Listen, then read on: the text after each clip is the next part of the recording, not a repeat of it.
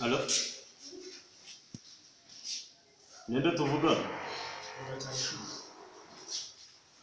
Papa. Iki cyabaye? Ibyo birabareba n'ibyanyu. Nje ntacyo mbizi. Reka nankubwire papa, nje reka nkubwire. Nari nararahiye ko ntazongera no kuguhamagara n'umunsi umwe ngewe.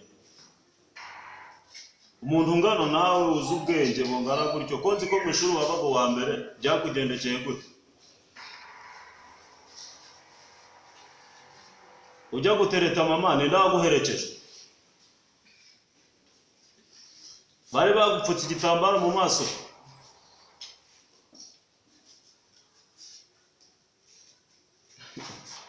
Ariko ntukajye unsetsa. Ntabwo ujya umureba mu maso ariko. Ujya ureba agasura afite.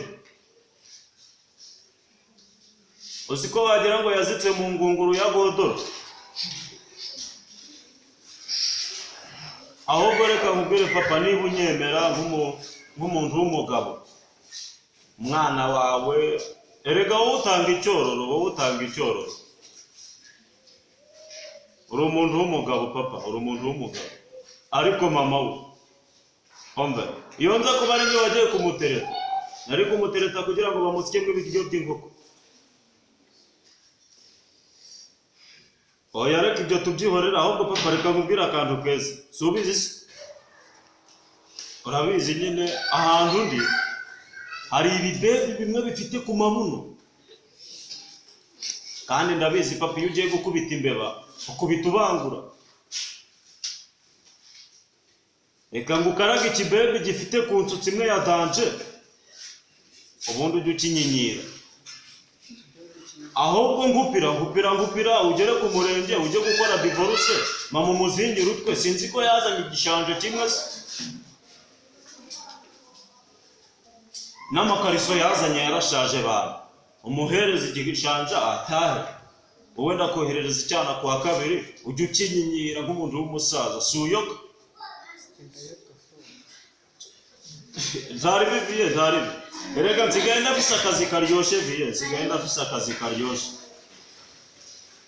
Ndi gutegura imishinga myinshi cyane. Turaza kuvugana wowe umbwire niba ndohereza icyo kibebi kandi nabwo niba bitari bukunde ducana umubano. Ntaribi. Sawa. Ewe nsuhuriza iryo habara ryawe ngo ni mama. Kugira inama wahora uri ku bitari kiyirukana nta divorce. Uhereye nona.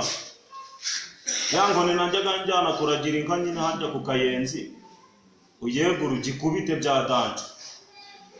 Ese ubundi gasigaye kangana gutera? Ndabizi ntiwagahereza ukubita imbeba bya danje muri utubuno twarahushye. Ndaribi. So